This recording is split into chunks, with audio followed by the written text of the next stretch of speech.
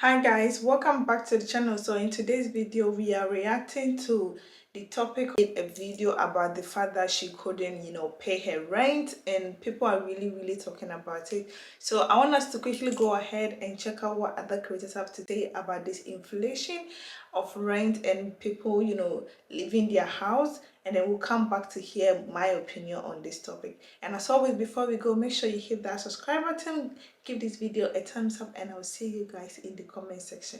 Put a finger down if you go home on your lunch break and you see that there's a letter in your door and you're wondering, why the fuck is there a letter in my door? I pay my bills are paid.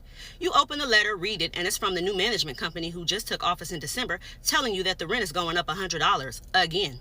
So you go over to the office so you can ask the secretary a few questions. She's sitting in her car smoking a cigarette. You decide you're going to go back to work late from lunch so you can get some answers. You go into the office when she's done with her cigarette and you ask her, not in these words, why the fuck is my rent going up $100 again? She looking at you and you looking at her, and she finally says, I don't know, maybe because they want more money. And you not in these words tell her, and so the fuck do I, but unlike everything else in this fucked up ass economy that's going up, my income is staying the same. You proceed to ask her, who are these people? What do they stand for? Where's the mission statement? Does this mean that I'm still going to have to borrow a lawnmower from my friend and cut my own grass? Does this mean that I'm still going to have to fix shit in my townhome on my own because the incompetent maintenance man acts like he can't read and execute a maintenance order? Does this mean I'm going to have to remind them not once but twice to change my air filter that's due every 3 months and wait 8 months for them to do so? She just looking at you and you looking at her, and you decide in that moment, before you say some things in a way that's going to get you in trouble, you better take your ass back to work, because clearly you need the money now.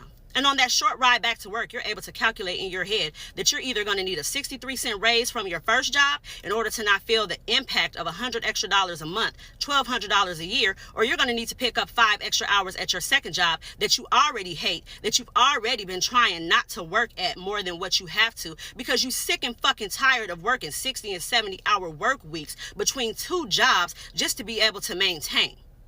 Now you're sitting in a parking lot and you have one of 3 choices. Either A, cry in the car and end it all. B, figure out how to finesse the government into approving you for food stamps in Section 8 long enough for you to get your money up before the recertification and they figure out it was all a lie. Or 3, be thankful that you do have 2 sources of income to be able to pay your bills and maintain and live just a little bit. Be thankful that you are living in prayer right now from where you were 10 years ago.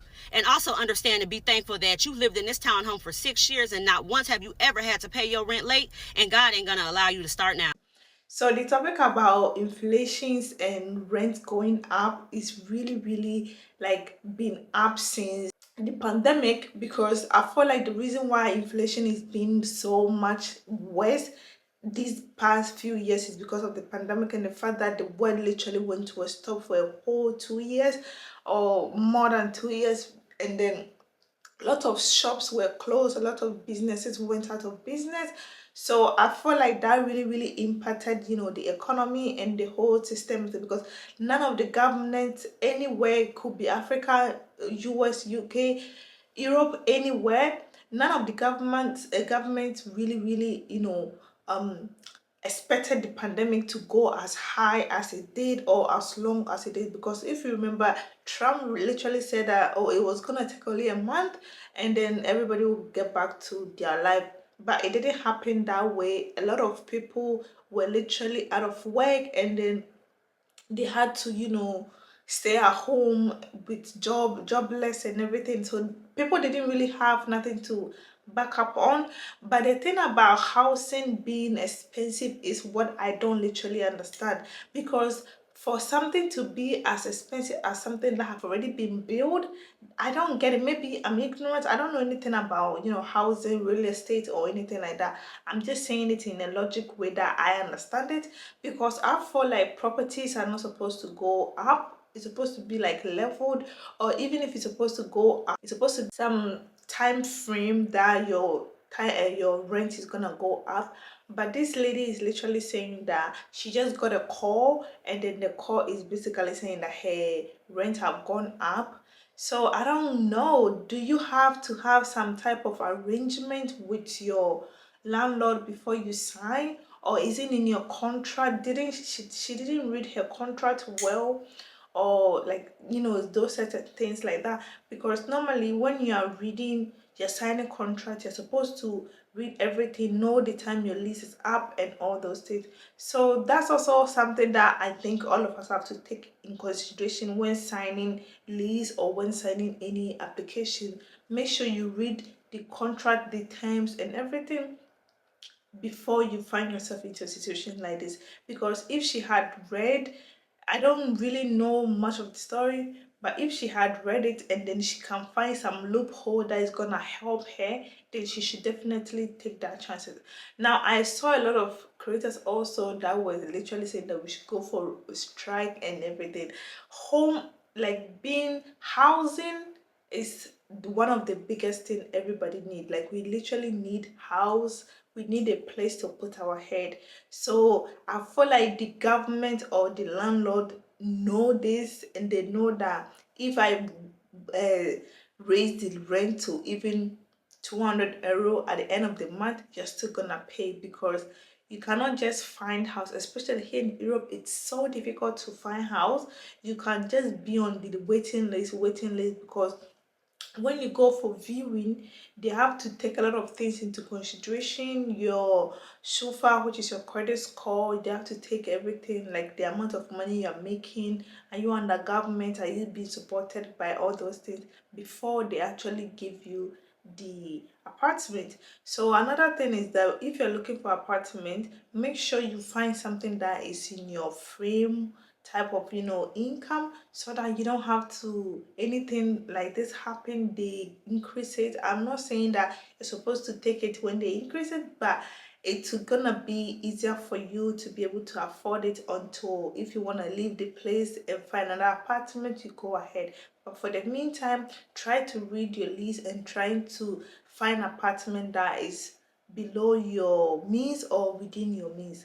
So the creator that said we should strike, I don't think striking for rent is gonna be, because we all literally need place to put our head. So striking for rent, I don't think that's gonna be possible.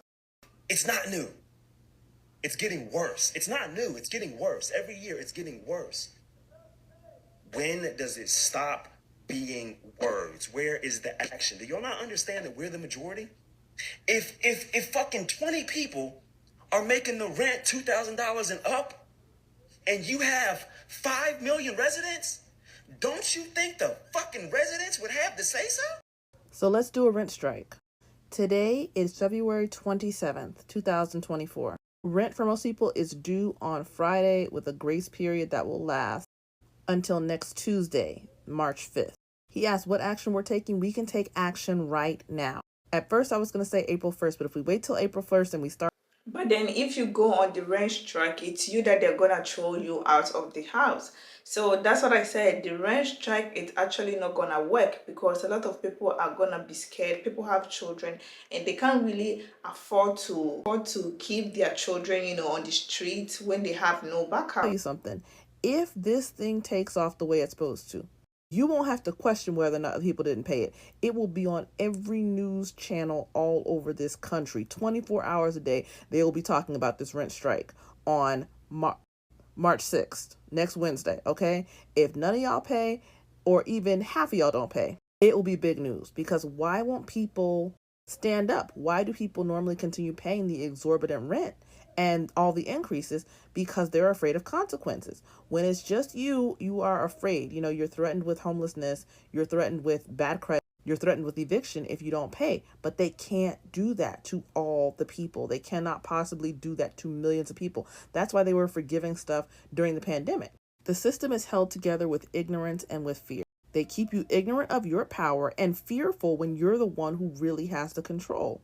So take the risk. Try the strike. You have nothing to lose. If you don't hear anything, I would say in the next. Because the thing is that everybody is going, no, it's not a lot of people that are gonna check out, you see, and not a lot of people are gonna check out, because we live in a home. This is our place that we stay. When is it enough?